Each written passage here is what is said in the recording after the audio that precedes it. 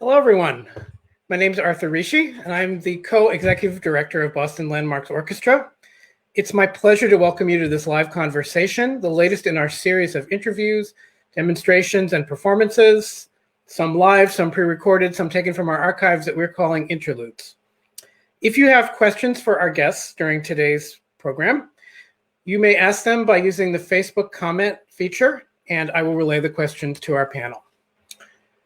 Our host for today's conversation is well known to many of you as an engaging and outspoken radio personality. He's also one of the nation's leading experts on music of the African diaspora, Christian worship, and the Black Christian experience. He's a musician, music historian, and ordained minister, among many other things, and currently he serves as professor of worship, church and culture, and dean of the chapel, and founding executive director of the Institute for the Study of Black Christian Experience at Gordon Conwell Theological Seminary. And we are very proud that he is a member of the Boston Landmarks Orchestra Board, and he's been a friend and colleague of mine for many years. It's my pleasure to turn this broadcast over to Dr. Emmett G. Price III. Hello, Emmett. Hey, Arthur, great to see you. And I know you're going to disappear, so I want to welcome all of those of you who are watching here via live or even the archived version of this. Welcome to Boston Landmarks Orchestra, and we are so proud and excited for this conversation with three distinguished, phenomenal musicians who are gifting the world with music, with love, with grace, and with so much more.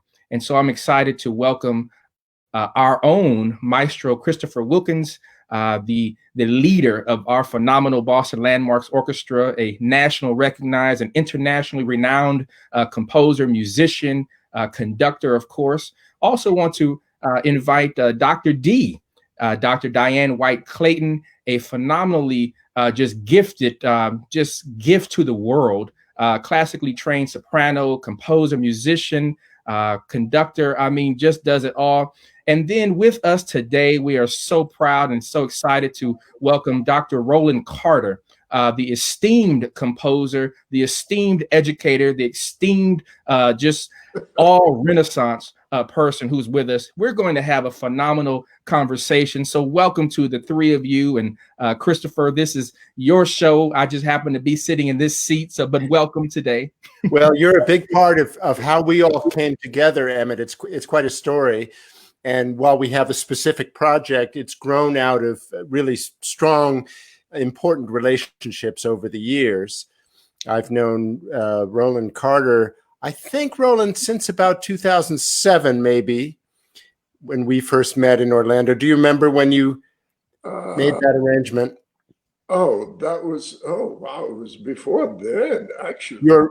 Your arrangement in Orlando would have been before then, but when I first came into your orbit would have been when I arrived there around that time. Okay. Yeah. And you know better on that one. Well, the beautiful thing, and I just want to give a little bit of shout out to Orlando, because the Negro Spiritual Scholarship Foundation is a really precious and important organization that are committed to preserving and promoting performances and arrangements of concert spirituals, but they also provide scholarship money to young people who are entering their collegiate years. And the way they earn that money is through proving their skills at performing spirituals. So it's a really beautiful organization headed by Father Rudolph Clear. That's how Roland and I first came together. And then, as it turns out, our next guest also has been involved with that organization. Diane, you also made an arrangement for them. That's right. And I think, just to be clear, the wonderful thing is that they commission a new arrangement of an Afro-American spiritual or Negro spiritual every year, with the goal of helping to promote awareness of spirits with young people. And it's a high school competition. So young singers compete from all over the country, and the finalists come to Florida and do the final competition. And they have it premiered by a professional artist. So it's just this wonderful conglomeration of of art coming together to help the spiritual be promoted. And I may add, if I may, that they use a different composer each year in African American. A composer gets an opportunity to set a spiritual for the competition. And you were the very first, Roland. I was the very first, and that was 25 years ago. Oh yeah, Wow. at their founding, and you set "Steal Away." Steal Away, yes. Wow. Steal Away, Jesus. And Diane, you did. I did Jacob's Ladder, and I did it in, I think it was the year I got married. It was no, it was the year after. So it was 2008. 2008. Yeah. Now, Chris, you and Dr. Carter have also worked with Gospel Meets Symphony. Is that correct? That's exactly right. Well, that's right. After I first met Roland, and on the recommendation of Rudy Clear, as I started in Akron as music director of the Akron Symphony, there was a long-standing program already in place, Gospel Meets Symphony. So this is a choir of more than 200 voices. This past year, 87 churches were represented in that choir. It's now been going on since 1994 continuously. And we do a variety of things, but the big concert, which is the gospel choir and the symphony and all kinds of guest artists and exciting things, has been going on every year continuously since that time, is our best-selling concert of the year. It's a big, big event. I think it's one of the really important cultural events that happens in Northeast Ohio every year. And when I first got there, thinking, of everybody on stage, I am the least qualified to lead this concert. And so I was asking people whose opinion I respected, and I asked Dr. Carter if he would come and work with me where he would be the guest conductor. And he did, and we had a marvelous performance together. And Arthur, I think you have there he is. Wow.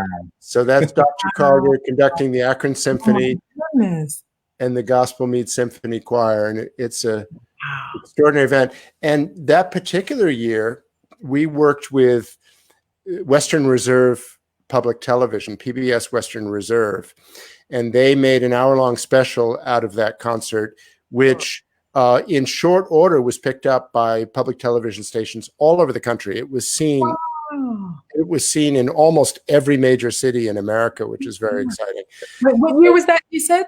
That took place in Akron, Ohio. What year? Oh, that was 2009. 8 or 9, yeah, 2000. Okay. February of 2009, right? Wow, that's cool. Dr. Carter and Dr. D and I are connected through a number of different ways. One is that as a young burgeoning scholar, one of my dear professors and mentors in the person of the late great Dr. Ollie Wilson would often talk about this Roland Carter, this Dr. Roland Carter, who was the premier scholar of African American church music and the spirituals, and had the greatest collection of spirituals and arrangements and composition, and was a phenomenal composer. And then about probably almost 2 decades ago, I started attending the Hampton Ministers Conference and Choir Guild. And there was the great Roland Carter as the director of music conducting this phenomenal choir that stretched across the banner of the Convocation Center there. And after a number of years, I was asked to join the staff, where I was able to serve with Dr. D on the staff, the music staff of this great conference. So what a phenomenal gift. And one of my first, just to make another connection here, one of my first academic positions out of graduate school was as a postdoctoral fellowship at Washington University in St. Louis, where Dr. D earned her bachelor's of arts and music. I got one better. I just found out today, because I was posting this on my Facebook page, that I went to high school with your cousin. Get out of town. Rosalind Moore. Is that crazy? She was like, wait a minute. I'm like, what? Well, I'm from DC, Chris. You probably know that, but that's like this connection of like, wait a minute. This So is may I ask, was John Michael Spencer at University of Washington University in St. Louis? Yes, he was. By the time I went there, he was on his way out because my sister, Dr. Kathy Bullock, was getting her doctorate there as well. Wow. And so I more so knew John through her because by the time I physically started, he had just left. But John he was my undergraduate student at Hampton. No way. John was connected because I conducted Raymond Jones, who was there. He bestowed an ensemble that he founded, Genesis 1. He bestowed it upon me, and so I knew John. He and his wife were both connected with that ensemble before. What the world is? Sorry about that. 2 degrees of separation, right? What a precious small world. And speaking of small worlds, and I want to invite Chris back in here to talk about, some of the catalysts for our conversation tonight. And maybe, Chris, if you can set the context of a piece that Dr. D is working on that was to be premiered with the One City Choir during our summer season. If you can tell us a little bit about that. Right. There's an ensemble, the New England Spiritual Ensemble in Boston is comprised of many close friends of ours. Mm-hmm. Myron Parker Brass is on our board and Milton Wright is on our board. And these are wonderful musicians dedicated to concert performances of the spirituals. And we've done a number of things with them over the years. But last summer, we pulled together an interesting program, and it was the first time that you and I met, Emmett, mm-hmm. In which we performed various settings of certain spirituals, including Michael Tippett's extraordinary settings from A Child of Our Time, which includes, by the way, Steal Away mm-hmm. and Deep River. And then on the second half, we performed excerpts from Showboat. And Showboat is masterful music, but composed in 1927, although it was extremely progressive for its time, now nearly 100 years later, it's hard to hear some of the language and some of the characterizations as progressive. They're not, but it shows, how far we've come. But we thought it would be, because Old Man River was composed as a quasi-spiritual. I mean, it had the tone and the depth and the language. The effort was to make it seem like a spiritual. For Paul Robeson, of course, originally conceived for Paul Robeson, great advocate of the spirituals. We thought we would put these two worlds together. Early Broadway theater of the 20s, during the Harlem Renaissance, when Black Cast Theater was very, very popular, and Showboat was kind of part of that movement, and then concert settings of the spirituals. And one of the works that we performed was a choral orchestral setting of Swing Low, Sweet Chariot. It's called the Chariot Jubilee. It's for tenor soloist and choir. And in this case, originally was organ. Now there's a beautiful orchestration by Hale Smith. And it's one of my favorite things to do. I think it's really exquisite.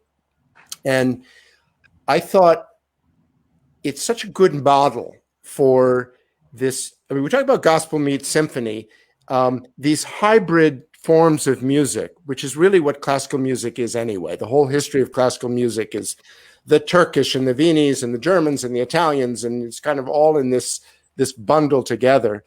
That it would be wonderful if there were another Chariot Jubilee, something in the tradition of Nathaniel Dett. So, Emmett, that's kind of where this began. And actually, we shared this idea with you, and I shared it with Roland, who was supportive of our idea, and then you recommended Dr. D. Well, I wasn't getting to that point. We're trying to keep live musicians working during this season. Yeah. May I add to that? Please. The Chariot Jubilee was probably one of Det's responses to the admonition of Anton Dvorak. You see, to take the music of America and use it as composition, as basis for composition. Det did not call his settings arrangements. He created new compositions with thematic material from the spiritual.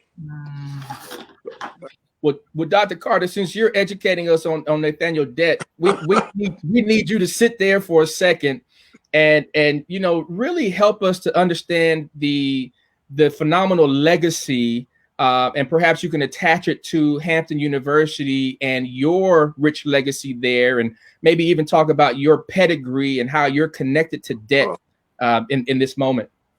Well, just very briefly, I'll try.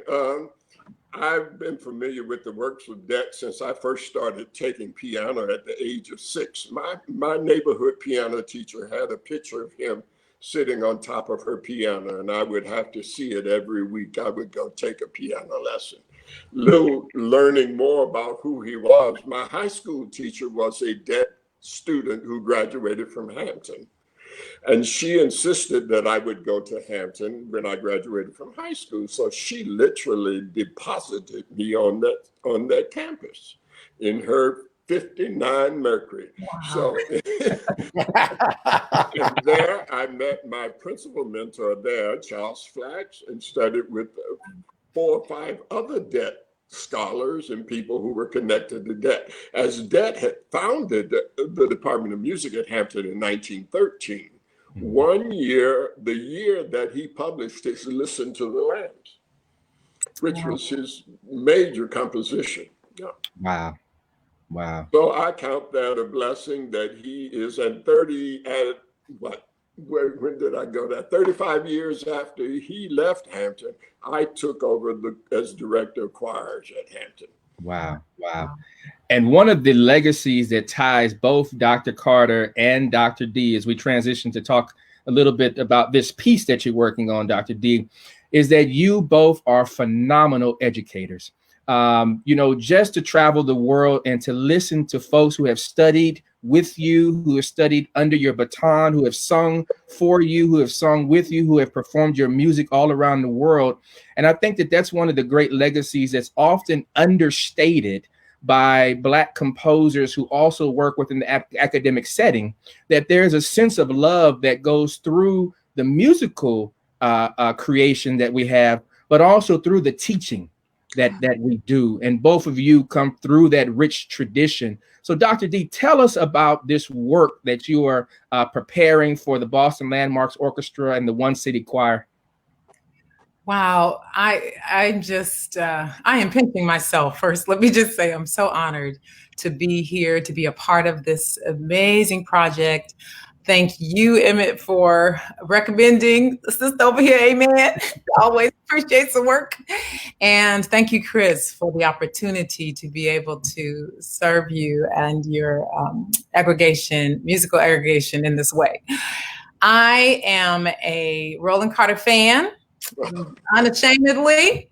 I was sharing with friends recently how when I first met him at Hampton on the stage at the Ministers' Conference, I unfortunately got there after my first year there was after he was no longer conducting.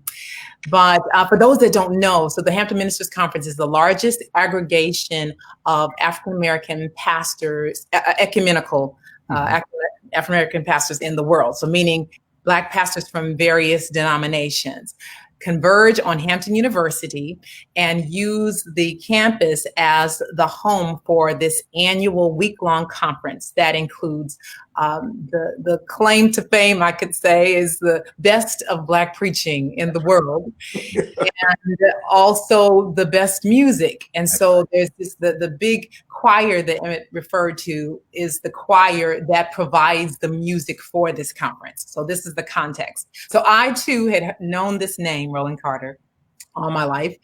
And when I met him, not having the history that I needed to have, I didn't know what to expect. I didn't know how he looked. I was expecting this man, kind of wrinkled up and going like, "Hello, talk louder." I was expecting that, and this, you hear the robust voice, and this very statuesque, tall man came, and I'm inside. I'm going like this. But I thought it was just, "Oh, how are you?" But I was just like, "Oh my gosh, oh my gosh, oh my gosh." So I was totally a groupie, playing it cool.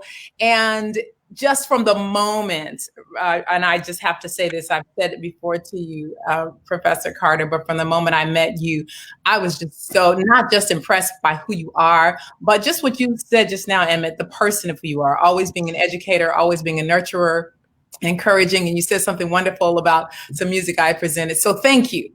Now, that's the backdrop. So now, reached out to me and asked if I would consider writing a piece that was based on the spiritual In Bright Mansions, which Roland Carter's arrangement of that spiritual is the end all be all, and I've always loved it. So to know that Roland was in on it and, loved the idea, and I was going to get a chance to do it, I was just like a puppy dog seeing mama come home, going like, "Oh yeah, yeah, yeah." So it's interesting. I didn't know what you just shared, that information, Dr. Carter, about Nathaniel Dett not looking at his pieces as being arrangements of spiritual. So that's the way I'm approaching this piece. So I'm not looking at it as an arrangement of In Bright Mansions. I'm looking at it as a treatment, using that as source material, which, again, keeps the long-standing tradition of so many African-American composers. So what I wanted to do, one of the things I feel strongly about, oftentimes people take spirituals and they rearrange the arrangement. So they might take somebody's arrangement and they just kind of shift it around or repeat something or change a chord here and there and then put their name on it. That is not an arrangement. That's just plagiarism. But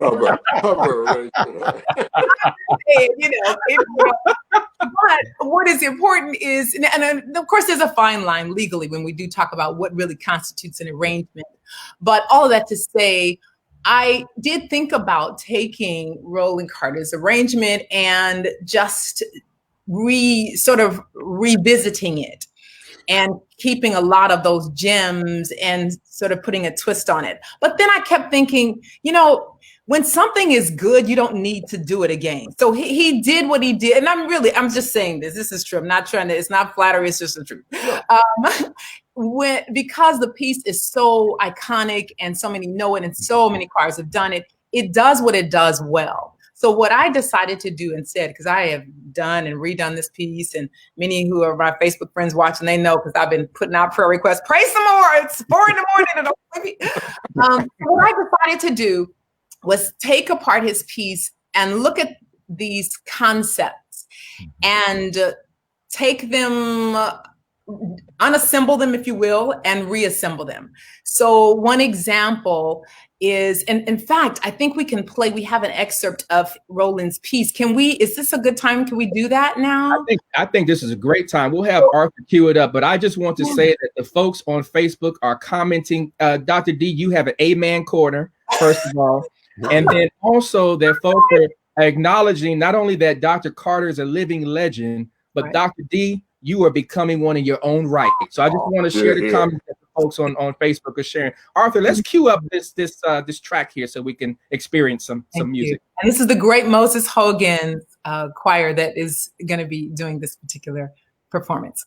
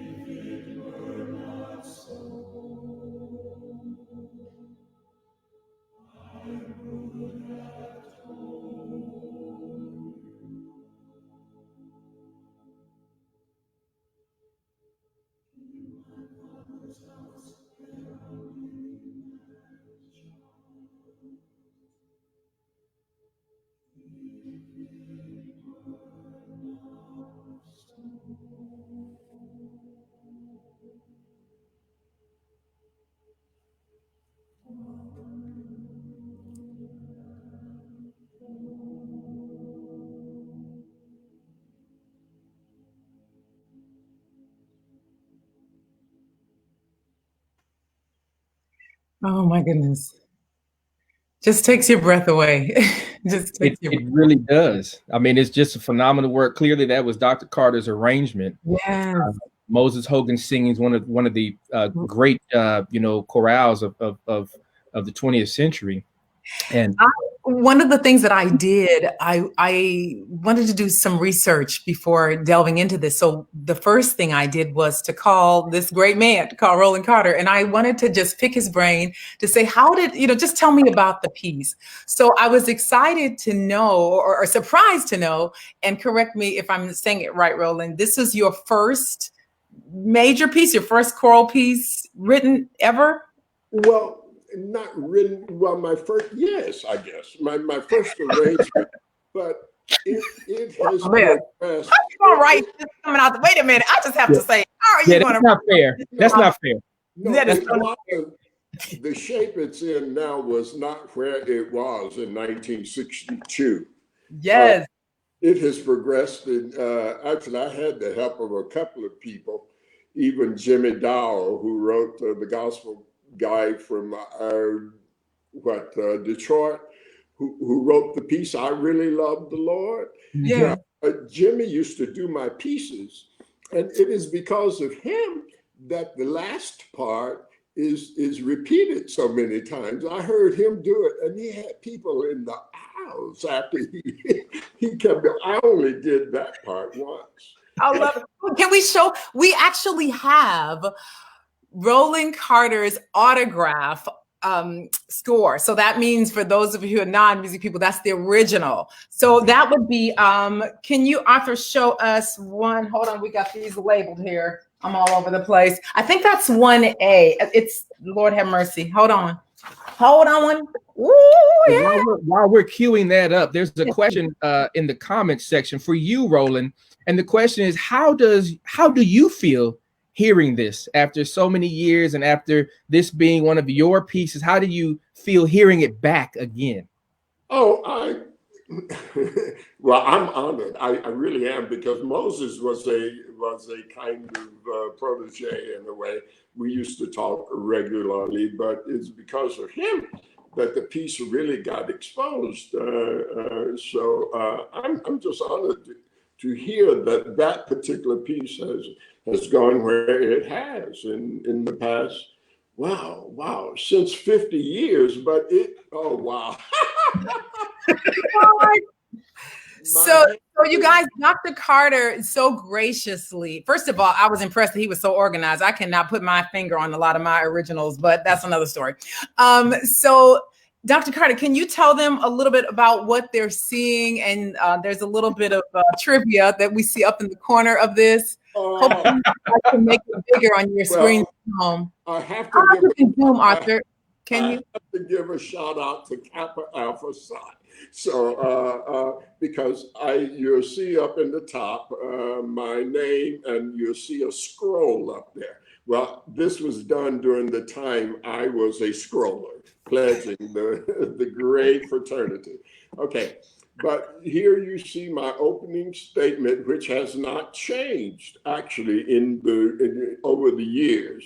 And this is based in something I never told you, I don't think, but I saw when I was visiting, there was a TV commercial for a Bowery Bank, I think, out of New York.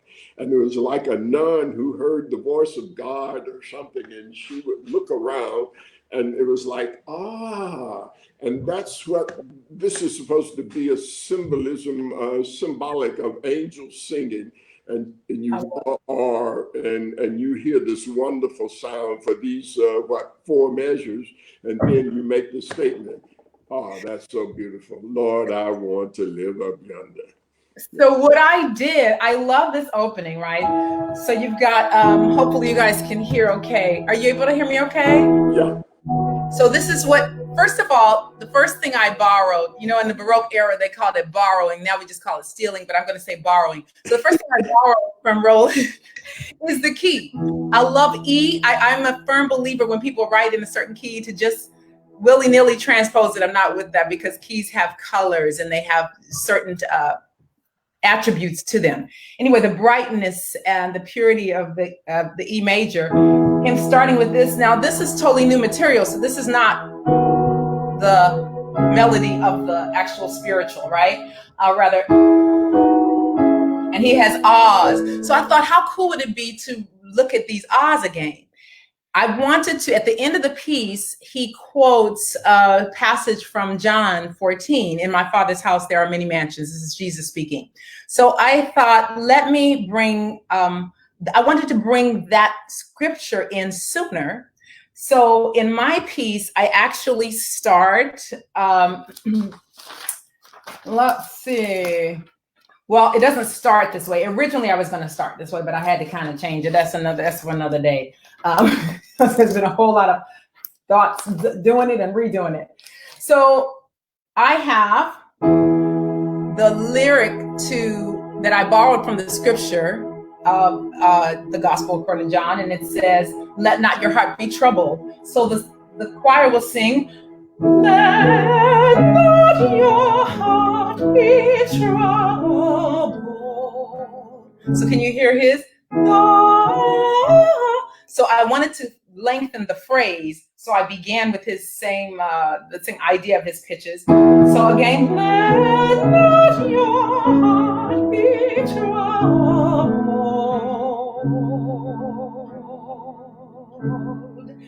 Ye believe in God, believe also in me. In my Father's house. So it goes on like that.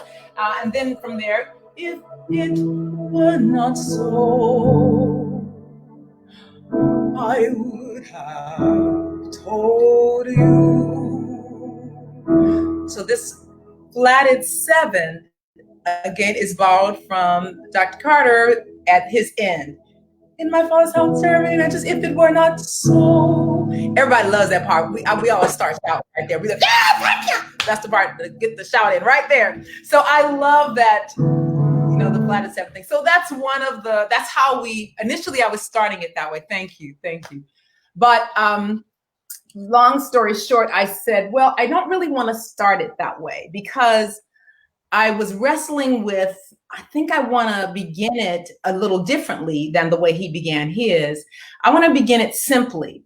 And I have to tell you, and while I'm doing this, Arthur, if you could cue the video of my nephew, that would be great. And I'll tell you when I'm ready for it. But this has been one of the hardest things to write because of the topic of heaven, even though, many spirituals are talking about heaven, but in the day and time that we are in right now, it's almost traumatic. It's traumatic for all of us to go through this, but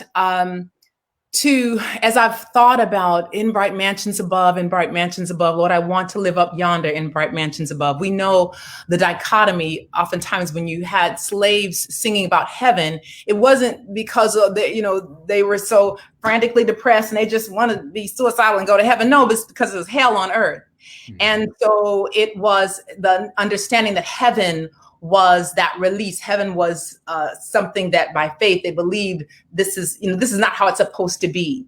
And so there's that internal struggle where we all want to live, but then you want to die sometimes. And then you deal with death. So because of just this overwhelming sense of death that's around our world right now, as I've worked with this piece, it has been very, very difficult.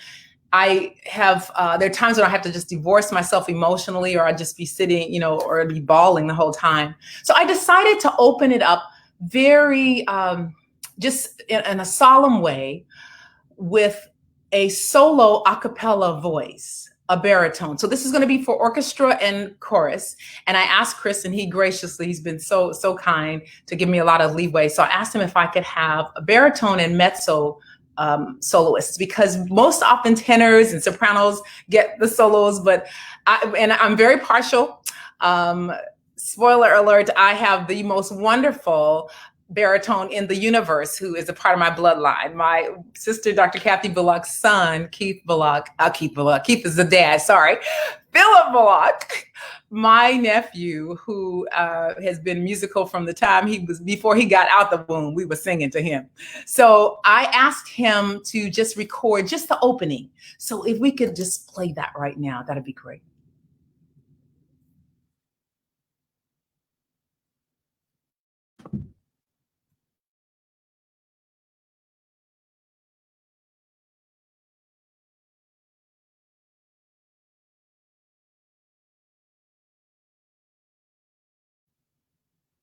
And as we're queuing that up, there'll be a middle section where he will be where he's not singing, and that's a duet that happens between the soprano and alto. And I'll try to hum a little bit on there. But while he's queuing that, so he starts a cappella, then happens with the sopranos and altos, something very simply, and then we come back with the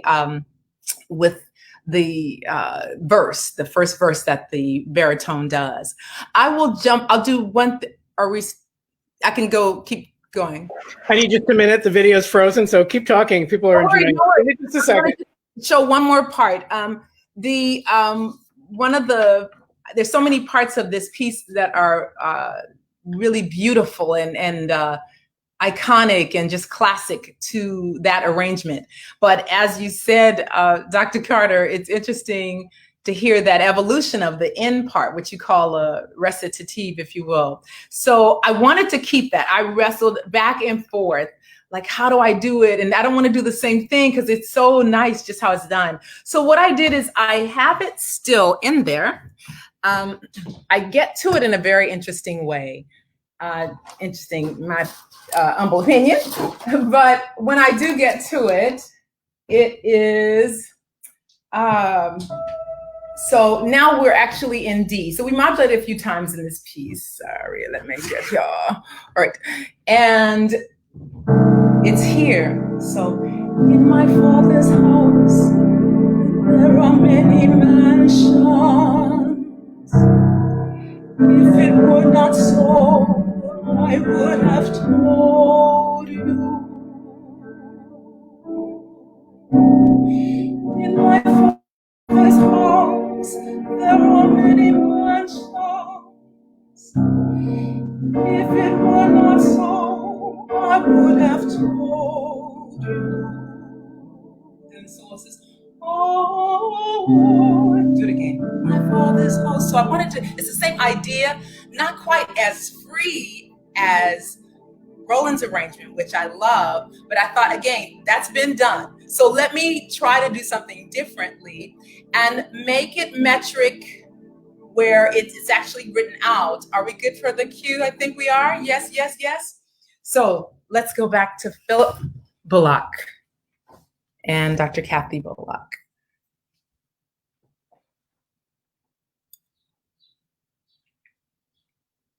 We're missing sound. Almost there. We are not hearing sound. Let's see if we can fix that. Dr. D, while we are trying to get this video up, I want to share with you that people are expressing that they are so moved by your musical performance and by your graciousness of sharing. Folks are in tears. And one person even said that music really is the tie that binds. And so I just want to, on behalf of the folks who are watching, just say thank you so much for sharing so vulnerably and transparently. It's bringing healing to the world tonight. Thank you. Oh, you're welcome. It's, Chris, as I was telling you before, it's no way on earth that we could have done this ourselves. It's really like this divine thing. I mean, we started talking, a year ago, was it, Chris? Almost, maybe. And we were talking about this and talking about the time frame, and for it to be premiered in August.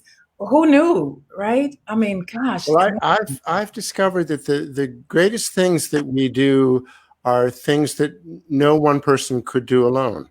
Yeah. And that evidence of the power of community is what music making is. And so for me, this project speaks to the heart of it. May I also speak to before if they're going to cure it. That Diane, I just want you to know that in later years, recently, I've used other verses at the end for John 14. That's right. That's You know, that's exactly where I got the idea. It wasn't a. let not your heart be troubled. You told me that. Believe in God. You believe also. I've used practically the whole chapter. I love it. Rather than just repeat the in bright mansion. Yes. And also, may I suggest also a look at, because of what happens in public school and the religious idea, I always tell people reaching for heaven is reaching a goal, not just, it's not about just getting heaven being a place, because the slaves crossed the Ohio was heaven. That's right. Yeah. You see, so it becomes, if graduation is your goal, that's heaven. So, use it. Yes, I love that. I love that. Yes. In bright mansions above, in bright mansions above, Lord, I once live up yonder,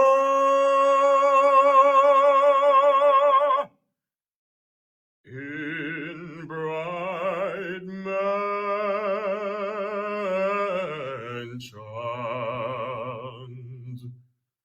above.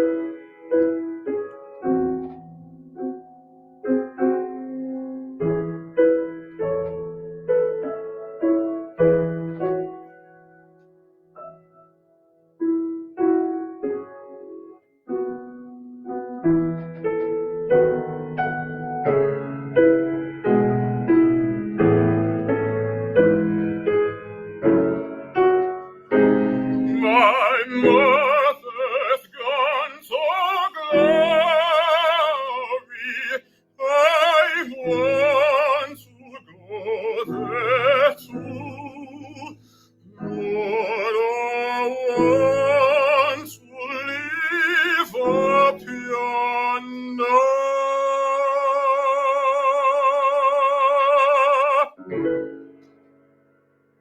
In bright mansions above.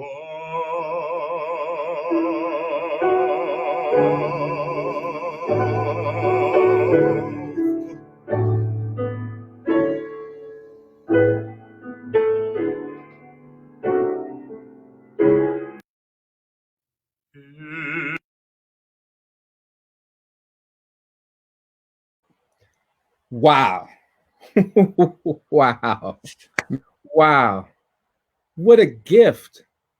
What a gift, both the performance practice, but also that which was offered, the composition, the arrangement. What a gift. Thank you. Thank you. Meltingly beautiful. Thank you. And so if you didn't pick it up at the very beginning, what the piano starts with is da da da da da da, and that's the same as It's just filled You're good. You're good, girl. all that money to get them degrees. I need to be good. You know, it's really one of the things I tell people often. What studying composition did for me, it didn't teach me how to write per se. You know, I mean, you can be a brilliant, you know, we all know that. I could write before I came. However, it taught me the craft. It taught me how to write on demand. I couldn't wait for inspiration because I was going to get a grade and that grade needed to be A. Amen. And so it taught me how to, and it also taught me how to develop more. I didn't, you know, I would change a thought in a minute. I'd do something compositionally, then I'd be here and there and there. And it was nice, but it didn't, it was the discipline of taking this much material, like da-da-da-dum, Beethoven, right?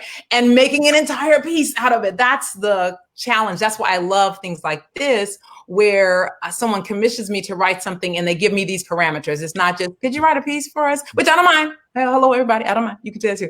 But when you say, we'd like it to be a spiritual, and you give me the Nathaniel Dad, and then you give me this wonderful Roland Carter arrangement. And then for the chorus, I'm asked to do no divisi. That's a challenge because I love divisi, but I love challenges. So anyway, let me ask both Chris and Roland, and perhaps in this order, Chris, how do you feel getting an advanced preview on this phenomenal work that you have commissioned by this fantastic composer, arranger? I mean, what are you thinking in this moment? I'm just sort of dissolving in tears of joy. It's so beautiful what I'm hearing, and the spirit behind it. It's more than I don't know what I imagined, but it's a beautiful starting point. But it's a journey down the road that I couldn't have imagined. And it's a beautiful place you're taking us, Diane. Thank you. And Chris, people on Facebook are asking, when is the global premiere? When is the grand premiere? Can you give us any clues? Well, I can tell you what the original plan was, which was to perform it. Actually, it's interesting you just mentioned Beethoven, and we've had a discussion of Heaven. The Beethoven Ninth was scheduled for this summer, and we commissioned this specifically as a companion for the Ninth Symphony, because that similarly has a kind of vision of heaven and the lessons of our concept of heaven in this world. Where does the dear Father live? For sure, he lives beyond the stars, is the Schiller poetry. And I think the whole message of joy, in a way, is to bring our greatest dreams of beyond the bonds of this life into the world that we live in. Beautiful message for today and for where we're living. I think a beautiful companion for In Bright Mansions. And I think Diane has fed into that beautifully. Now, having said that, I think everything we're reading is that choral singing is a dangerous art right now. Yeah. It's one of the least safe things that we can do in community. And so, of course, we have to consider safety first. We look forward to giving this premiere when it's the appropriate time. And we don't know, we're not prepared to make an announcement, but we do understand that may not be in the summer of 2020. Yeah. Well, thank you for that, Chris. I think, both the message of safety and valuing people is an important message, particularly for us at Boston Landmarks Orchestra. So thank you for sharing that. Dr. Carter, your arrangement of In Bright Mansions has been performed all over the world. Many people have heard it, even though they may not know it by name. In 2015, when we had that the funeral for Reverend Clementa Pinckney, one of the 9 beloved, beautiful people who were murdered in the Mother Emanuel AME Church in Charleston, South Carolina. The funeral for Reverend Pinckney actually featured your arrangement of In Bright Mansions 2015. People will remember that President Obama gave the eulogy and ended his eulogy with a cappella version of Amazing Grace and really channeled the Black church. But how do you feel of your historic piece, and now on this channel, speaking with a phenomenal composer who's taking it to another place, and you having a preview of hearing it in real time. How do you feel? I'm excited. I just love what is happening. And congratulations to you, Dr. D. It is wonderful what you're doing. It's difficult to take a piece that's already in and then to redo with all the creative skills that you have. I'm just excited. My piece, it is only a spiritual melody that I use, one that was first published, I think, around 1874 for the first time. So I only took that melody as I knew it, and you've taken how I somewhat, but I'm excited. It is not a redoing of a composition. You are really, as we also criticize so many others. No, you are indeed doing what Det was challenged to do, to take the idiomatic kind of things and put them into a whole new composition and new concept. And that is working well. And that's a fine baritone, your nephew. Yeah. What a present. Now, Dr. D, I want to get your voice back in here. Folks are still tracking with us on Facebook Live, so please keep those questions coming in. We want to spend some more time with you, and thank you so much for spending time with us this evening. Dr. D, there's two questions here, and I'm going to ask them together to see if you can address them. One is, how do you approach writing for orchestra? And then the second is, are there certain instruments that you like to use best with voices? That's a very good question. Well, I'm going to, full disclosure, my compositions by far, like 90%, at least 90%, maybe 95%, are for voice and piano. So I am not an experienced composer of orchestra. I had the courses because I do have little degrees, little letters on my name, but that doesn't mean too much. When you take a class and you do some assignments, not the same as the real thing. So one of the things that I have no shame in doing is asking for help. And I do that in life, period, because if you don't know something, you just don't know something. And I say that to say, it's not just getting some instruments and finding out who can play this note, who can play that note, but it's so intricate, those of it who don't know that art form. It really, you can orchestrate and just apply instruments to notes, but then you can create sounds and colors and emote certain feelings. And I want to do all of that. So how I start is what I do know, meaning I know there are places. That's also why this was hard for me, because I'm so acclimated to doing piano and voice. And I used to have one composition teacher that would say, if you're writing something that's not for piano, don't conceive it on the piano. And I actually started by doing that when I first started writing this piece. But it was really hard. And I remembered learning this lesson while I was a graduate student in another context. But somebody was trying to get me to capture something a certain way, learn it this way, learn it that way. And I tried and I failed and I thought, am I dumb? And I was like, no, I'm not dumb. I just know how I learn. And so I know how I write. So I just said, let me go back to what I know, and because I also want to eventually publish a piano version anyway, for people who don't have an orchestra. So to that end, a really dear friend of mine is going to help me, who is an outstanding orchestrator. And one of the great concepts that he gave me was to just, like, on a piece of paper, just sketch out graphically what you want. So I sort of know places where I want high tremolo and places where I want just some booming brass. I know where I want the sweep of the strings and doing bliss. So I have ideas. So that's how I approach it. I approach it by pulling out my notes from class, pulling out my books and reminding myself of things, listening.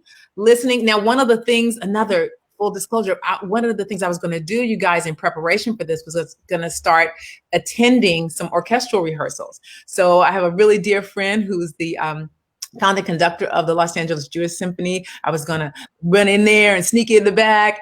And also we have the great Inner City Youth Orchestra here with my friend Chuck. I was going to sneak in there, just to get it in my ears more. And everything got shut down. So here's just me and YouTube. And yeah. So that's kind of how I'm doing it. And I think and do I have favorite instruments? I don't have favorite. Well, that's a lie. The cello is probably my favorite instrument outside of voice and piano. If I were going back to learn anything, I love the color of the cello because I love wide ranges. I love that music vocally, and the cello has that thick, rich color. So beautiful. Well, I mean, we thank you. I want to say, and I'm very biased. But I cannot wait to the Boston Landmarks Orchestra get their fingers on this work, because the sound that the orchestra has, and the atmosphere and the ambiance that you have created, I think it's going to be a perfect marriage. And I'm with you, Emmett. I think it's really exciting, and actually an important part of this has been able to hear Diane sing, because it gives me some sense of the lyricism that's just so natural for you. So when you say cello, I think that also makes sense. And of course, to hear your nephew and hear the music that's in him, that's a very cello-like voice. Mm-hmm. So I feel this is just on a beautiful path, and I'm with you, Emmett. I'm really excited. Well, before we close, and we certainly want to continue to thank our viewers, I want to give each of you just a moment. In the Black church tradition, we would say to offer a benediction or a closing blessing to the world. And I want to give each of you a moment to just bless our listeners.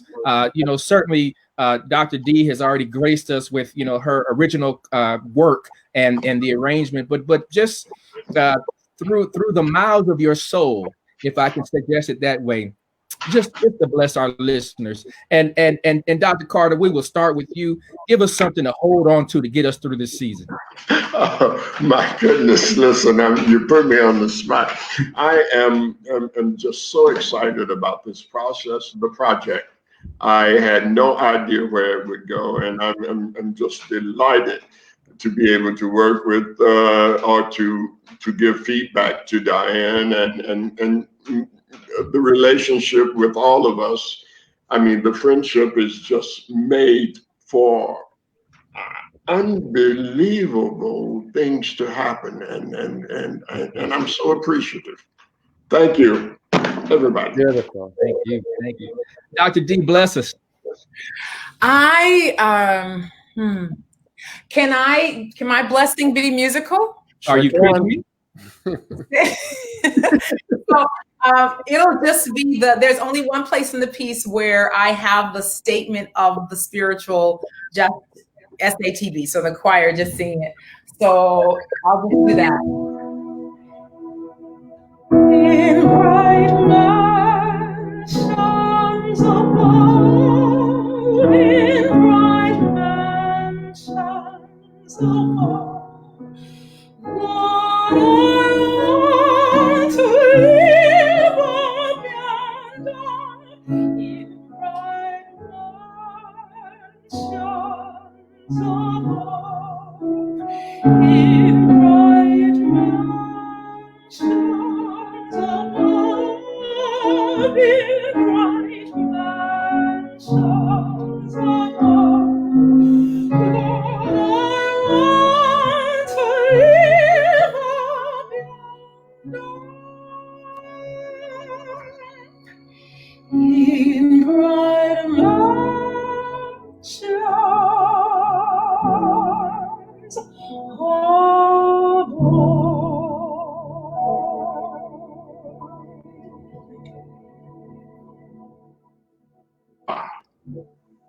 Thank you. Oh my goodness. Thank you. Christopher. Well, it's been such a joy to be with you three. Emmett, it's just an honor to have you on our team.